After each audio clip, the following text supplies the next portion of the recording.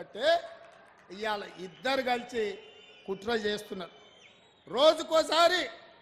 రోజుకోసారి doctor Laxman అంటున్నాడు ఎన్నికలు అయిన తర్వాత ఈ ప్రభుత్వం ఉండదని.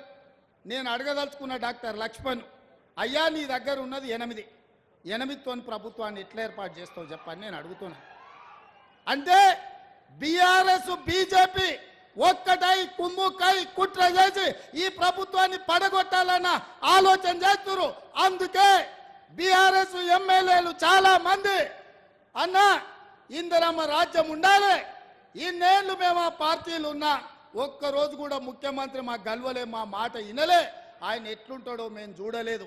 కానీ మీ ప్రభుత్వం వచ్చిన తర్వాత మీ మంత్రులు సచివాలయంలో ఉండరు, మీరు ఇంటికి వచ్చినా కలుస్తున్నారు, సచివాలయంలో కలుస్తున్నారు, పేదల్ని కలుస్తున్నారు, కార్యకర్తల్ని కలుస్తున్నారు, ఆడబిడ్డల్ని కలుస్తున్నారు, అధికారులను కలుస్తున్నారు, సమీక్షలు చేస్తున్నారు, అభివృద్ధి చేస్తున్నారు. 5 ఏళ్ళు మీ ప్రభుత్వాన్ని కాపాడే బాధ్యత మాది అని బీఆర్ఎస్ ఎమ్మెల్యేలు వచ్చి అందరు నాకు కలిసి చెప్పిపోతున్నారు. ఒకవేళ నేను అనుకుంటే గేట్లు తెరిస్తే కేసీఆర్ నువ్వు నీ అల్లుడు నీ ఇంటోళ్ళు తప్ప మొత్తం కాంగ్రెస్ పార్టీ కండువ కప్పుకొని ఇందిరమ్మ రాజ్యాన్ని కాంగ్రెస్ ప్రభుత్వానికి అండగా నిలబడతారు. ఇవాళ మన మిత్రుడు వెంకట్రావు గారు కూడా ఇక్కడికి వచ్చి మనకు మద్దతుగా నిలబడ్డాడు. అంటే మేము మర్యాదపూర్వకంగా రాజకీయ నీతిజ్ఞతో ఇవాళ రాజకీయాలు చేయాలనుకుంటున్నాం.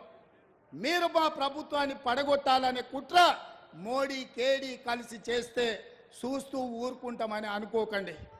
మాకు తెలుసు, లోతు తెలుసు, ఎత్తు తెలుసు, పెడితే ఎక్కడికి వెళ్ళుతో కూడా తెలుసు బిడ్డ. మాకు అనుకుంటురేమో మీరు అల్లా తప్పకు వచ్చిండు అయ్య పేరు చెప్పుకుండాని.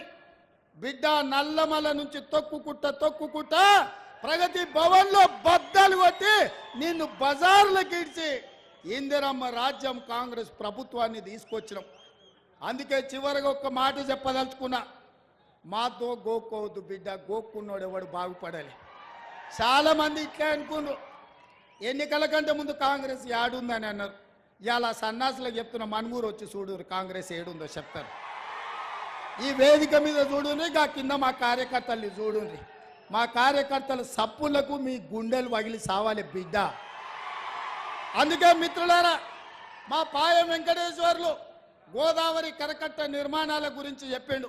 మా పాయం వెంకటేశ్వర్లు గోదావరి వరద ముంపు గ్రామాల కుటుంబాలకు ఇండ్ల పట్టాలు ఇవ్వాలి, ఇండ్లు ఇవ్వాలని చెప్పిండు.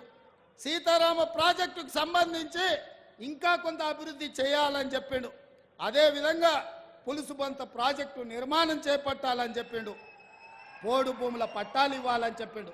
ఇంకా చాలా విషయాలు మా మిత్రుడు పాయం వెంకటేశ్వర్లు తీసుకొచ్చిండు. అందుకే మా పెద్దలు బట్టి విక్రమార్క గారికి, పొంగులేటి శ్రీనివాసరెడ్డి గారికి, అదేవిధంగా అన్న ఉత్తమ్ కుమార్ రెడ్డి గారికి ఈ ప్రాజెక్టులకు సంబంధించి అన్ని సవివరంగా సమీక్షించి వీటన్నిటిని చేసే బాధ్యతను కాంగ్రెస్ పార్టీ తీసుకుంటుంది. కాంగ్రెస్ పార్టీ ఇదంతా చెయ్యాలి అంటే మీరందరూ కాంగ్రెస్ పార్టీకి అండగా నిలబడాలి. మీరు ఇచ్చే బలం 1000 ఏనుగుల బలం. ఇవాళ మిమ్మల్ని చూసినాక నాకు 1000 ఏనుగుల బలం వచ్చింది. ఎవడు అడ్డం వచ్చినా పండబెట్టి తొక్కే బాధ్యత నేను తీసుకుంటాం మిత్రులారా. అందుకే మిత్రులారా, మళ్ళా ఎన్నికలప్పుడు వస్తా. ఈరోజు సోనియా గాంధీ గారు బలరాం నాయక్ను మాజీ కేంద్ర మంత్రిని